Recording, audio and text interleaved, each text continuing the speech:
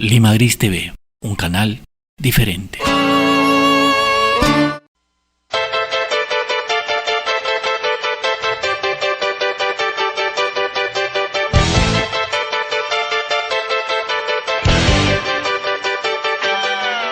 Buenas noches, soy Luis Felipe Alpaca y llego a ustedes a través de encuentros por Lima Gris TV para el Perú y el mundo. Esta vez nos acompaña un periodista, ¿no? Él es responsable del portal señaldealerta.pe, hace investigaciones, ¿no? Notas, entrevistas, y vamos a conversar con él sobre la coyuntura, ¿no? La coyuntura que ya todos la conocemos desde la segunda vuelta electoral, ¿no? Acontecía el 6 de junio. Así como otros temas también que vienen asociando esta crisis política, económica y sanitaria. Buenas noches, Herbert. Muchas gracias por estar con nosotros. Encantado, Felipe. A la orden. Encantado. Bueno, Herbert, no está de más hacer una cronología de los hechos, ¿no? Desde el 11 de abril y el 6 de junio. Simplemente ya la población está a la espera de la proclamación oficial de parte del Jurado Nacional de Elecciones. Sin embargo, ya lo hemos mencionado N veces, la polarización que reina en nuestro territorio nacional es realmente feroz. Hay rencillas, fricciones entre colegas, amigos, familiares, porque han surgido dos bandos, ¿no? Dos bandos que ellos el día a día luchan, entran en debates, en discusiones, en peleas, y finalmente quien pierde es el país, y pierde bien, porque ahora somos víctimas de muchos despropósitos y de muchas cosas negativas, ¿no? Como por ejemplo los precios.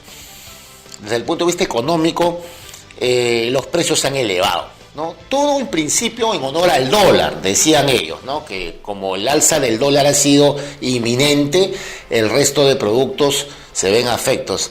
Sin embargo, más allá de las opiniones de los analistas económicos, hay realmente causas y razones, ¿no? Que están sigilosas y escondidas, ¿no? Porque un ejemplo contundente, el precio del aceite, el aceite vegetal que sirve como comestible de las amas de casa. ¿Cómo es posible que un aceite llegue a 10, 11 soles y no se tome en cuenta que, por ejemplo, Alicor, este gran emporio empresarial, es de forma monopólica el que se encarga de distribuir todas las marcas de aceites en nuestro territorio nacional? En ese sentido, ellos pueden incrementar el precio sin ningún argumento o sustento, y como son monopólicos, nadie le va a reclamar, y los perjudicados son los usuarios finales, las amas de casa, la gente de a pie, que tiene que pagar estos antojadizos incrementos. Entre otros temas, ¿no? Como por ejemplo el tema del GLP, que ahora los conductores están consternados en los grifos de gas licuado, porque no solamente no hay el combustible en sus reservas, sino que se ha incrementado el precio, so pretexto de que por el elevado oleaje de nuestras costas, las embarcaciones no llegan al puerto para sacar este gas. Entonces, más allá de eso, ¿cuál es tu opinión con respecto, en principio, a estos temas de los incrementos? Yo quería decir una cosa que me parece puntual. La especulación es un tema que se asocia mucho a las crisis, porque las crisis mismas son parte de la especulación, en que la gente cree una cosa, cree otra, o cree mil cosas a la vez. En estos últimos 30 días se han dado rienda suelta a leyendas de las más disparatadas y a temas de los más absurdos, que argumentan los fraudes en mesa, y nadie acierta a decir que un solo fraude y un solo acusado de fraude, o que los presidentes de mesa todos han sido cómplices de un supuesto fraude en mesa que no existe, que no se comprueba, cuando se mandan las apelaciones o se mandan la documentación de protesta por parte del grupo de Keiko, al Jurado Nacional de Elecciones las desestiman porque no tienen consistencia.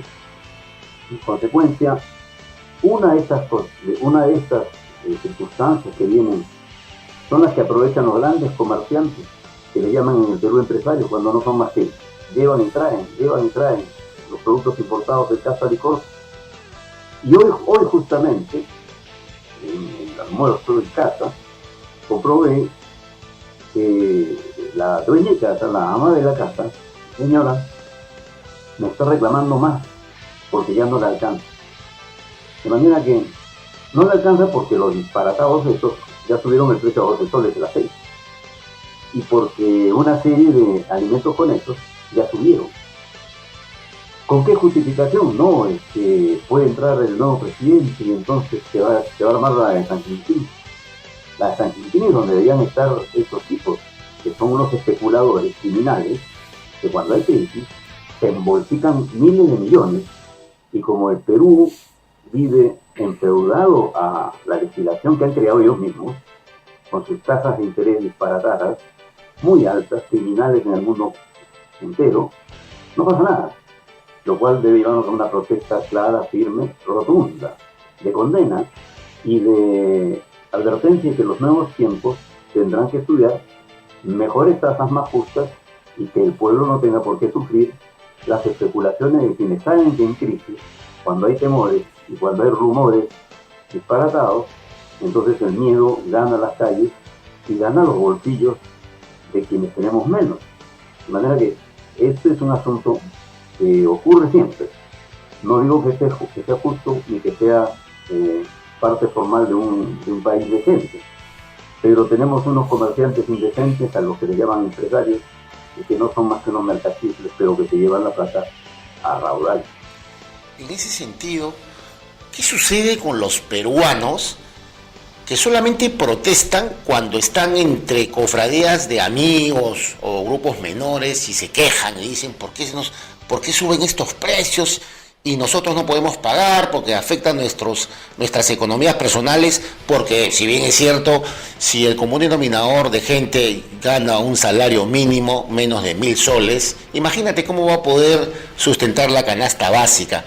En ese sentido, acá ha habido realmente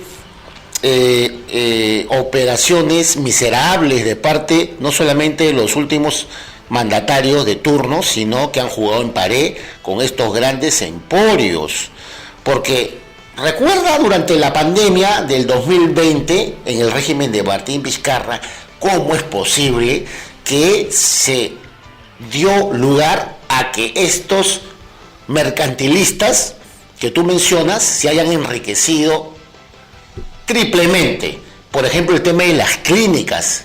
¿Recuerdas cuando estas pruebas moleculares que el gobierno se resistió a adquirirlas, sin embargo hubo un lote mínimo y el INS, el Instituto Nacional de Salud, tomó la decisión de otorgar unas pruebas moleculares gratuitas a la ciudadanía? Y las clínicas recibían a pacientes privados y les cobraban por cada prueba entre 500 y 600 soles, y luego ellos, el grupo logístico de la clínica, iba al INS y sacaban las pruebas gratuitas. Eso es miserable y no pasó nada. Y eso sumado al tema de Reactiva Perú, 2 reactivas equivalentes a 60.000 millones, ¿no?, de soles, aparte el tema de las clínicas, que tuvo el desparpajo de tener un diálogo con Vizcarra y poner una tarifa de 50.000 soles, tarifa plana, para un paciente COVID, y que nunca los recibieron, porque finalmente les dieron prioridad a sus pacientes particulares que podrían pagar un presupuesto de 500.000 soles. Es decir, en suma a lo que me refiero es que se asustan cuando se habla de regulación. Pero aquí se necesita regulación. Ya esto no puede seguir más. Estos mercantilistas se han empecinado a enriquecerse, ¿no?, con el desmedro del pueblo. Entonces, ¿qué sucede? ¿Por qué le tienen miedo a la regulación? La regulación la asocian con intervencionismo, nacionalización y atropello a la propiedad privada, ¿no? Como se diría, o expropiación. ¿A dónde va a llegar todo esto, estimado Herbert? ¿Dónde puede llegar? Yo creo que a la destrucción absoluta de un país. En el Perú vivimos de una serie de mitos. La derecha, los grupos conservadores más momios, más reaccionarios, han difundido con mucha eficacia. Si se fija uno en el control de precios o si se fija uno en por qué es tan caro en comparación con otros países, entonces estamos pisando terreno minado. Eso es, entre comillas, comunismo, eso es totalitarismo, eso es intervencionismo. Lo que pasa es que en el Perú, hace 200 años, yo no sé qué celebran con ese bicentenario, hace 200 años se instaló una cáfila del cachifles en el gobierno, que entendían que el gobierno no era el bien común, la regulación del bien común, o la instalación de un bien común o un propósito de un proyecto nacional, no por 5 años, sino por 200 o por 300 años. Y se instaló en lugar de todo eso un grupo de mercantilistas, de piratas o de filibusteros, que lo único que hicieron fue llevar agua para su molino. Entonces se inventaron una casta, se inventaron escudos nobiliarios, una genealogía que no tenían, se volvieron parte de una nobleza que no existía en el Perú, que ni siquiera los españoles trajeron, porque ya sabemos de qué progenie vienen los españoles que llegaron al Perú. Recordemos tan solo al porquerizo de Trujillo de Extremadura, a Francisco Pizarro. No era precisamente un origen nobiliario, ¿no?, que se diga. Entonces, todo eso ha sido parte de la gran farsa que ha constituido un supuesto desarrollo económico, que lo ha habido parcialmente, cierto, que ha habido concurso de los sectores populares parcialmente, y lamentablemente en los últimos 40 años, 45, 50 años, el Perú carece de grupos que tengan una arquitectura de ideas o que tengan un grupo de propósitos aunados en un conjunto estructural, un conjunto, una fórmula de ver las cosas comunes. Y por eso que tenemos 300 grupos políticos distintos y ninguno se entiende entre sí. Todos hablan diferentes idiomas. Si juntamos a 5 peruanos, hay 5 o 40 respuestas distintas de cualquier fenómeno, uno solo. Eso es un problema que se llama falta de liderazgo. El señor de infausta memoria, Alan García, le hizo creer al pueblo, o le hizo creer al país, de que la virtud de la palabra tenía proporciones milagrosas y que podía componer con un poema o con una endecha, podía componer los tradicionales y trágicos y antiguos males peruanos. Y cuando vimos las cosas que hizo, y cuando vimos el enriquecimiento ilícito de que son sospechosos hasta hoy muchos de los integrantes de sus gobiernos, tenemos derecho a preguntarnos si no fue este el primer aliciente o uno de los primeros campanazos de cómo es que la corrupción afinó sus formas de trabajar. Al señor García no se le encontró nada. No obstante, tenía casas, tenía riquezas, tenía viajes, y te voy a decir que le pagaban competencias a $50,000, más que a Barack Obama. Todo esto forma parte de una estela de sinvergüencería, que es lo que han repetido muchos otros presidentes, que se han enriquecido, que están juzgados por la opinión pública, porque las leyes en Perú son infructuosas. Hay leyes y contraleyes. Echa la ley, echa la trampa. Se hace una ley y viene la contraley, o viene los grupos que debieran implementarlo y que entonces entorpecen el propósito bueno de la ley. Somos un país lleno de contradicciones. Lo que nos falta son liderazgos claros y el entendimiento que un país no se hace para 5 años, se hace para 200, 300 años, y que si hay leyes buenas hay que apoyarlas, y que si hay leyes malas hay que combatirlas y destruirlas, porque el bien común tiene que ser la norma que presida nuestra convivencia. Hoy los grupos se disputan pequeños islotes de riqueza, y el pueblo paga los impuestos, pero no disfruta nada. Y la miseria en que vivimos, y tú lo has dicho muy bien, con lo ocurrido en el sector salud, en el sector educación, en el sector alimentación, francamente nos retrata como un islote absurdamente detenido en el tiempo, y en el cual somos unos antropófagos y unos caníbales que nos comemos entre nosotros y que no podemos dar al mundo ejemplos claros de cómo se puede vivir de contenido.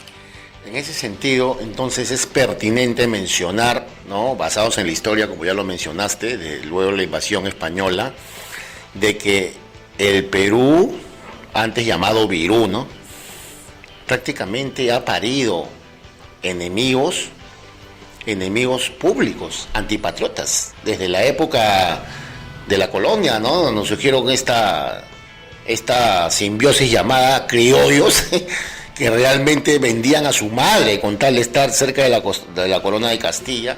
Luego llegó el proceso de la República que se pretende celebrar, pero que también fue muestra de muchas conspiraciones y empresas financieras, ¿no?, para comprar la independencia. Y por eso se emitieron bonos que fueron pagados a los criollos, más no a los campesinos, como se diría, les metieron cabeza. Es decir, estamos plagados de enemigos públicos número uno de nuestro propio Estado. En ese sentido, han surgido como especie de cofradías de traidores y lambiscones que están detrás del poder, ¿no?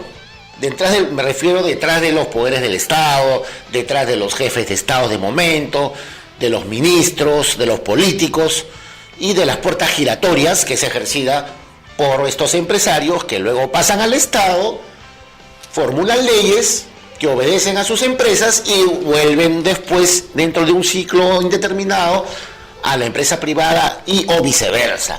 Entonces, y el pueblo, como tú lo has mencionado, es el último bastión, ¿no?, que tiene que recibir las migajas, y peor aún, está cumpliendo un rol muy negativo, porque el vulgo cada vez más no cumple un protagonismo o un rol comprometido con el Estado, porque más allá de reclamar, tiene que embeberse, ¿no?, de las leyes fundamentales, de lo que le brinda la Constitución y de sus derechos fundamentales en todo sentido. Entonces, ellos se divorciaron de eso. Y esta clase promedia, esta cofradía que, como lo hemos descubierto en las últimas décadas, más prácticamente desde la época de Toledo para adelante, que ha surgido una clase que es mamadora del Estado. Desde el punto de vista coloquial se le denomina los caviares. Esa clase de gente estudia carreras profesionales, se especializa, planea su vida, ¿no?, con el objetivo de enquistarse en el Estado hasta que se jubile y pasarle la posta a su prole, a sus sobrinos, a sus amigos cercanos, a través del Estado, desarrollando la burocracia bruta y feroz que no produce nada. ¿Esto también tendrá algún tipo de solución? Me parece que las burocracias son necesarias, pero hay burocracias y burocracias. Hay aquellas que son funcionales, las que ayudan al desarrollo de los proyectos, de los trabajos, de la organización del Estado y el cumplimiento de las leyes. Pero hay una burocracia degenerada que se arropa en títulos profesionales, en viajes, en auditorías, en cursos en el exterior, en diplomados, y etcétera, y etcétera, y etcétera, pero que además se arropa bajo el supuesto de una ideología o de varias ideologías en que protegen a los pobres y hablan en nombre de los pobres. Pero cuando aplican la mano y cuando aplican sus conocimientos burocráticos, lo hacen en defensa de pequeños grupos. Es cierto, hay algunos que lo llaman caviares, que es una palabra que en este debate quiero no quedar ni modesto, pero recordar que fui uno de los primeros que usó esa palabra, porque recordaba la anécdota de Daniel Delanois, que dice a la izquierda callado en Francia, que miraban con la izquierda, pero cuando se trataba de hacer las cosas lo hacían con la derecha y vivían muy cómodamente. Y aquí tenemos muchos de estos que han hecho carrera en el Estado, que han experimentado con el dinero del pueblo y han vivido cómodamente con el dinero de los sueldos que da el Estado, por el pago de las consultorías famosas que da el Estado, pero que a la larga Si uno va a los ministerios, va a encontrar toneladas de folios, toneladas, literalmente de folios, que están ahí botados, que no sirven para nada, que nunca sirvieron para nada. Se trataba del amigo al que había que dar una estampita, se trataba del compañero de partido, se trataba del camarada de partido, para que tuviera alguna chamba. Y qué importa, total, el Estado no fiscaliza, no fiscaliza. Y eso en parte es una degeneración que tenemos que amarrar y tenemos que empezar a componer. No se trata del amigo, no se trata del compadre, no se trata de la querida o del querido. Se trata de la eficiencia en el manejo de la cosa pública y la defensa de la cosa pública. Nosotros los periodistas, tú lo sabes muy bien, Felipe, denunciamos con voz y voto, y es una fórmula de presentar ante la opinión pública hechos irregulares que necesitan arreglar. Hay otros que no son periodistas, son turroneros o mermeleros o cualquier cosa, pero que escriben por encargo, y escriben porque son defensores de quien les paga. Si el diablo viene y los contrata, trabajan para el diablo. Eso ya lo conocemos. Pero los que no lo hacemos así porque creemos en esta profesión, en esta devoción de trabajo cotidiano y social, lo hacemos para que el Perú pueda tener la posibilidad de enmendar sus errores. El pueblo que no enmienda sus errores los vuelve a cometer. Y yo quiero citar, ya que hablamos un poco de historia, que en el Perú las principales calles de las principales ciudades y distritos y regiones del Perú llevan un título por nombre. Se llaman Nicolás de Piérola. Si alguien tiene memoria y acude a la historia, va a recordar que Nicolás de Piérola es el que entregó Lima.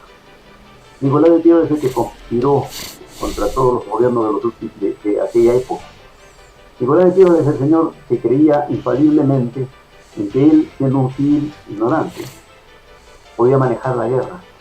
Y los chilenos entraron acá por 3 años seguidos. Recordamos eso. Pero además hay que recordar algo que poca gente sabe. Y no lo recuerdan los historiadores porque no les conviene, o porque son sus primos, o porque son amigos, o son descendientes. Que ya sin poder, en noviembre de 1881, el señor Piérola volvió a Lima de la Sierra, y para embarcarse a Europa se fue a entrevistar con el jefe de la ocupación chilena, Patricio Lynch, y el señor Patricio Lynch le firmó la salida. Miren ustedes, el expresidente revoltoso del Perú, el que entrega a Lima en la batalla de San Juan, de Miraflores y Chorrillos, el que en lugar de seguir combatiendo se va a la tierra, se desaparece. El señor que pretendía ser el gran liberador de la raza negra, ese señor, francamente a mi juicio, un traidor, es el que tiene en las avenidas su nombre. ¿Cómo podemos permitir nosotros? Y así como él, hay un montón de gente que ni combatió, no estuvo, que hizo cosas contra el pueblo, y están en los nombres de las principales calles de todas las ciudades del Perú. Este es un absurdo. Es como que tuviéramos nosotros pues a un masacrador con una estatua en alguna parte importante del país. Claro, me recuerdo esas épocas durante la batalla de Miraflores en el 15 de enero del 81, donde Piérola se rehusó, ¿no? O sea, le cerró el caño, se podría decir, al brujo de los Andes, ¿no? Que ya tenía las baterías listas para contraatacar, y le dio ventaja al general Baquedano, Piérola, ¿no? ¿No? Y dejó que se recuperen de sus borracheras para que nuevamente ingresen a Miraflores, Barranco, San Juan, Chorrillos. Es una historia funesta, y a pesar de eso, en los libros de Postmuso nunca hemos leído eso. Simplemente la historia también fue manipulada. Es lamentable. Ahora, hay una variable que también prácticamente es como una maldición en nuestro país en los últimos tiempos. Me refiero a la impunidad. También existe la variable de la inmunidad, que la tienen muchos miserables, pero más que la inmunidad, gozan de impunidad. La impunidad ya se ha convertido en una religión, es una institución que barniza a políticos, a autoridades, etcétera, ¿no? Me refiero, y hay pruebas contundentes, ¿no? Por ejemplo, en el tema de la pandemia de 2020, volvamos a la emergencia sanitaria realmente espantosa que ejerció Martín Vizcarra y su séquito, ¿no? De ministros de salud, que han sido lesivos para todos los peruanos, donde han muerto cientos de miles de peruanos. En ese sentido, impunidad significa de que hasta ahora no tengamos un informe del caso Vacunagate, donde están implicados muchas personas ligadas al poder, y el informe Carbone lo enterró y con total desparpajo no dice nada. Eso es impunidad.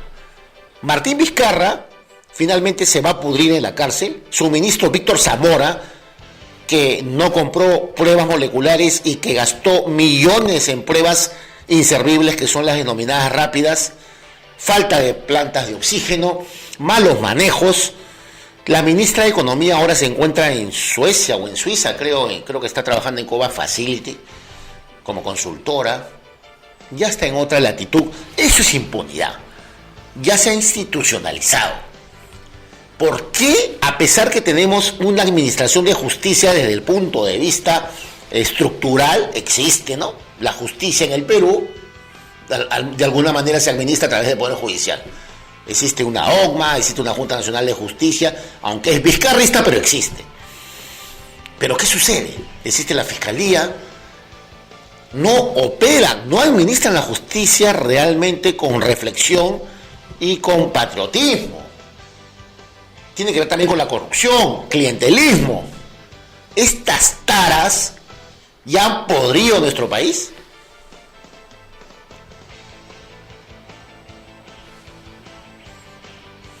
¿Me escuchaste, Germán?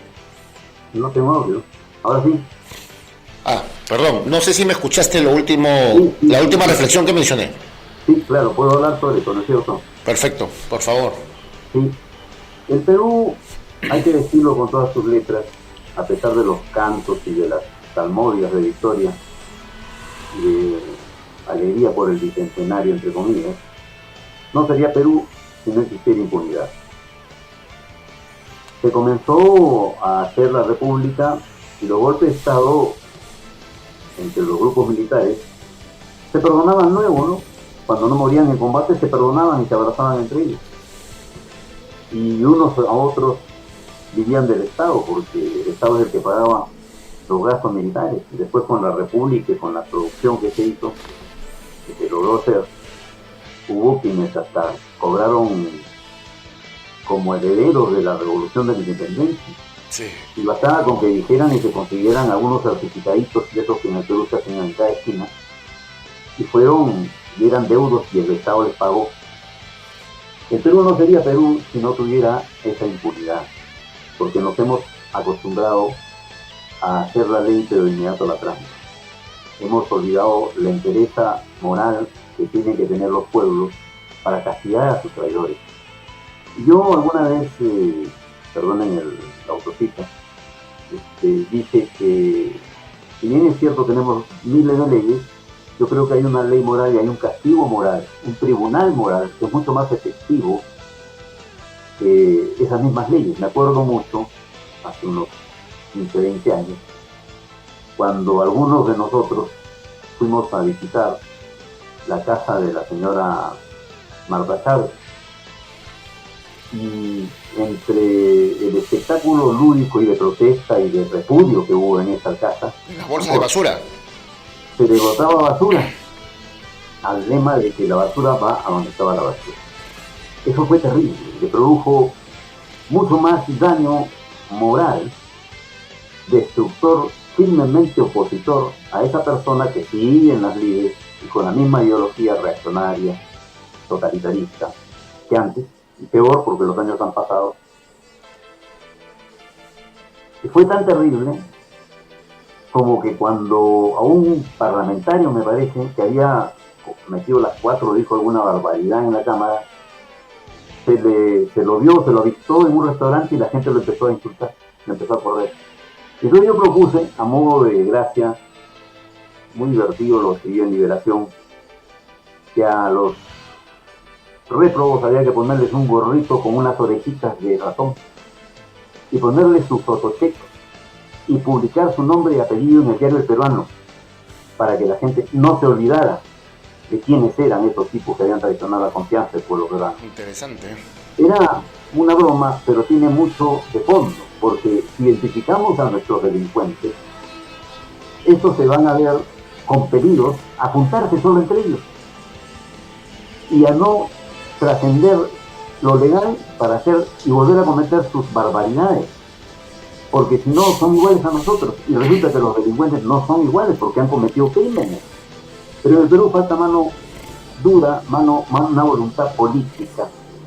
¿Y por qué falta voluntad política? Porque tendrían que acusarse a sí mismos los principales capitostes de los grupos políticos, que son los primeros que hacen la trampa, son los primeros que llevan a sus amigos o les elevan en la votación, o son los que les pasan las leyes, o son los que hacen barbaridad y media.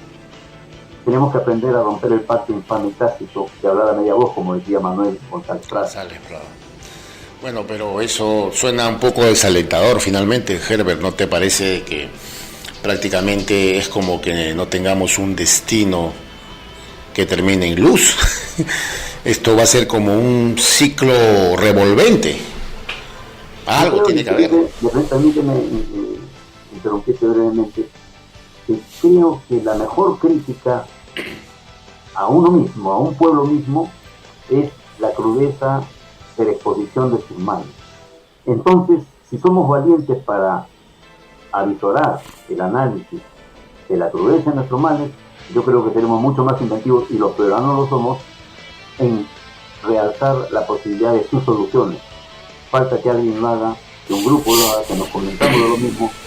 Y yo voy a poner un ejemplo que tú y yo practicamos, denunciamos, y a veces nuestras denuncias son pescadas y llevadas, aunque no nos citen, pero sabemos de dónde es la fuente, de dónde nacen la fuente de las investigaciones, como el caso de los brevetes, como el caso de los pasaportes electrónicos, como el caso de mil cosas más. El DNI electrónico también. También, los DNI electrónicos. Y entonces, otros siguen porque ya antes lo hicimos algunos. Y si estos algunos nos convertimos en muchos, yo creo que hay vistos de arreglo, que probablemente no lo veremos nosotros, pero tenemos hijos y tenemos nietos. Claro, cabe resaltar a nuestros oyentes de que la ventaja del periodismo independiente es que cuando surge una investigación, ¿no?, que tenga que ver con actos de corrupción o irregulares o primicias que son escandalosas, ¿no?, en diferentes regiones o instituciones, esa es la ventaja del medio independiente, que no vas a ver a un editor que te va a decir esta nota o esta investigación no va, porque no va. A diferencia de los grandes medios de comunicación no mediáticos, que ya todos sabemos, sobre todo lo de prime time dominical, que hacen un filtro, pues. O sea, ahí dependiendo del material que hay para propalar, pueden ser audios, videos, pruebas, etcétera, etcétera. Ahí es donde al periodista que investiga o al reportero que está haciendo su labor le dicen, no, esto por ahora no nos interesa. Y parece que la gente se ha dado cuenta, ¿no? En ese sentido, hay un contrapeso.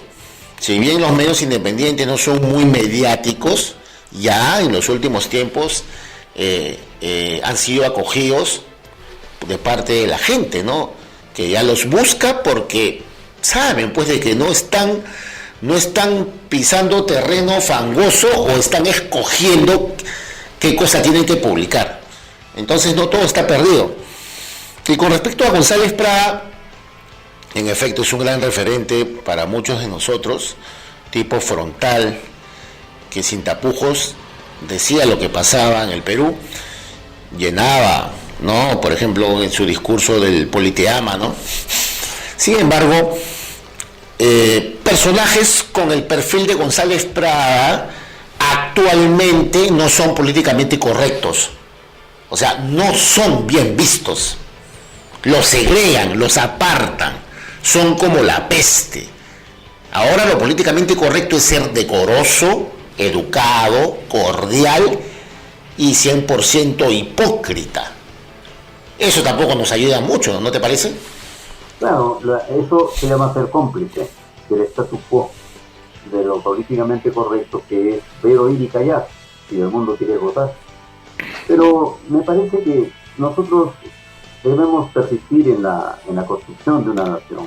Así es. Esta nación se construye a través de los referentes y el rescate de la moral y el rescate del bien público, pero sobre todo el rescate de una fe,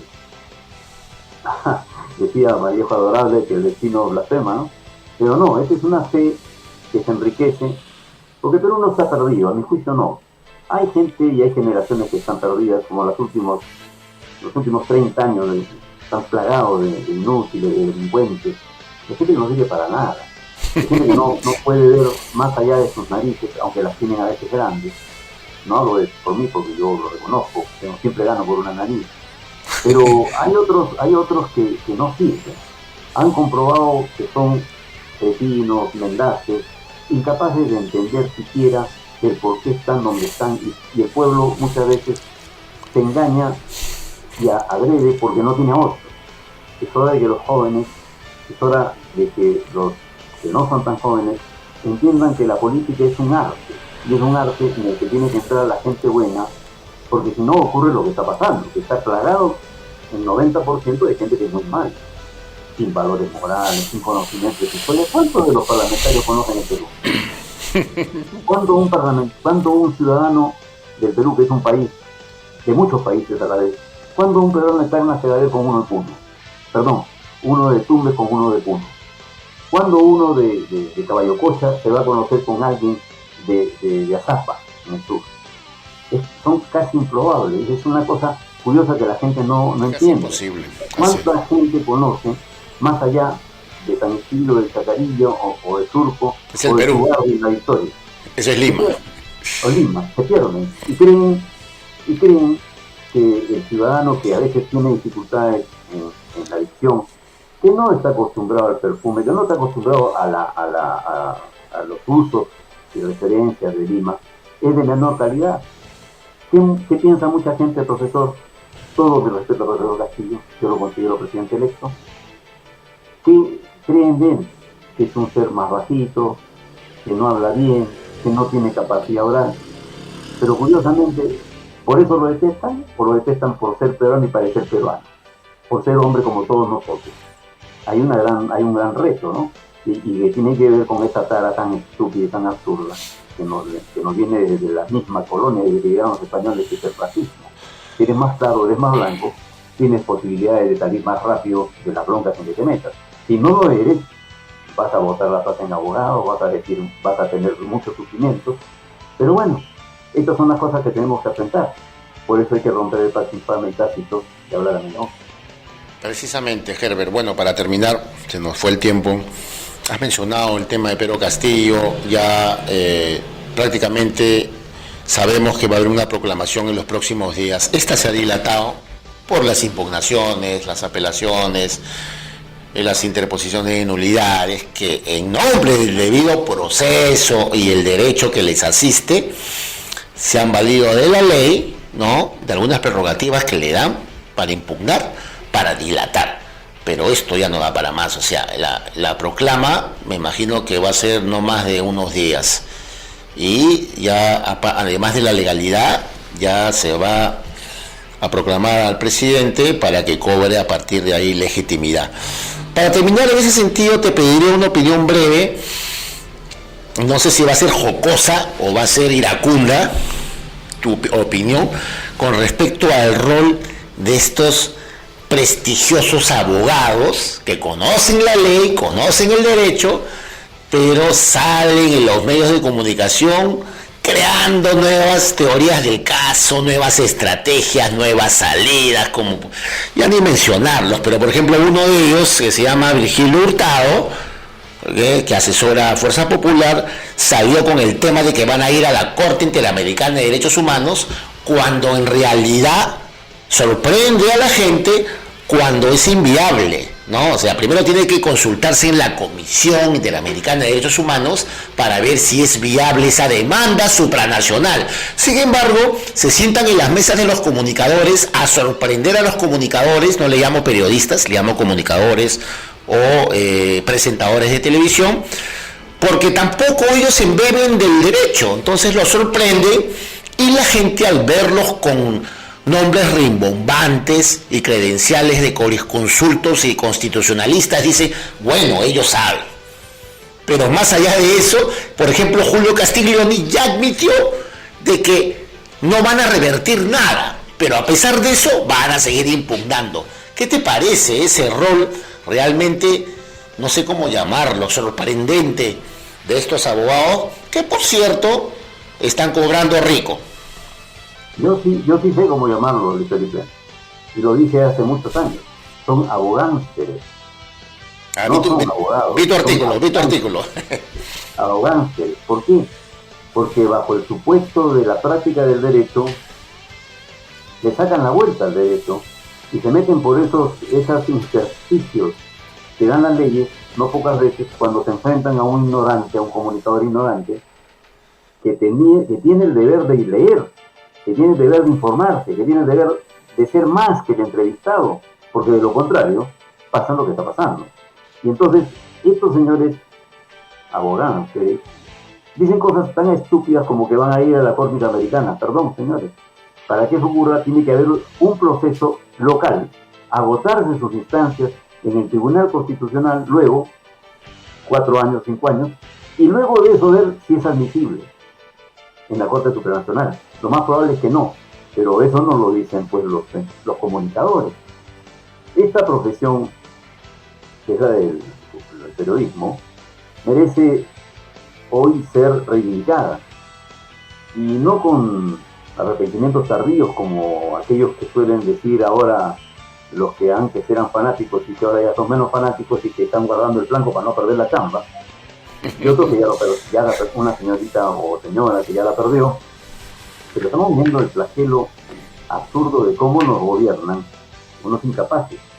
Entonces, frente a eso hay que protestar, y frente a eso hay que optar por posiciones, y sobre todo con la entereza y la vinculación y la apelación a la histórica madre y maestra que nos permita a nosotros columbrar un país libre, justo y culto, como decía el proemio de la Constitución de 1969, y que nos permita además decirle a los que quedan que nosotros, los que nos vamos, porque es la ley de la vida, vamos a dejarles un país vivible, una chance decorosa y un camino y un porvenir cuya victoria tiene que ser reivindicada, como decía González Plata. Bueno, Herbert, muchas gracias por tus opiniones. En realidad nos han ubicado un poco en el tiempo, y al mismo tiempo de forma frontal estamos viendo algunos factores que están propiciando esta escena, ¿no? Y en ese sentido, por favor, queremos contar contigo en una próxima emisión, luego de un tiempo para seguir dilucidando el escenario político. Gracias por acompañarnos hoy, estimado Herbert. Con todo gusto, en el aire o en la cárcel, porque los justos y los verdaderos, y los que hablamos directo, tenemos problemas. Hasta pronto, un abrazo. Un abrazo. En fin, hemos conversado con el periodista Herbert Mujica, ¿no? Él es responsable del portal señaldealerta.pe, hace destapes, investigaciones sobre casos de corrupción, etcétera, y como él bien dijo, hay que primero tomar en cuenta cómo es nuestra historia, ¿no? Estamos a portas no solamente de una proclamación presidencial, sino a portas de una supuesta celebración del bicentenario. Pero si miramos un poco para atrás y vemos en qué consistió nuestra historia y la procedencia de algunos personajes que fueron protagonistas de diferentes cruzadas, contiendas, propósitos, despropósitos que ubicaron al Perú siempre de una forma tan rezagada, no va a ser muy diferente ahora. En suma, para terminar, yo les diría, ¿es pertinente celebrar el próximo bicentenario o poner las barbas en remojo? En fin, eso lo dejo para su reflexión. Por ahora eso ha sido todo. Gracias por acompañarnos hoy y hasta la próxima. Chao.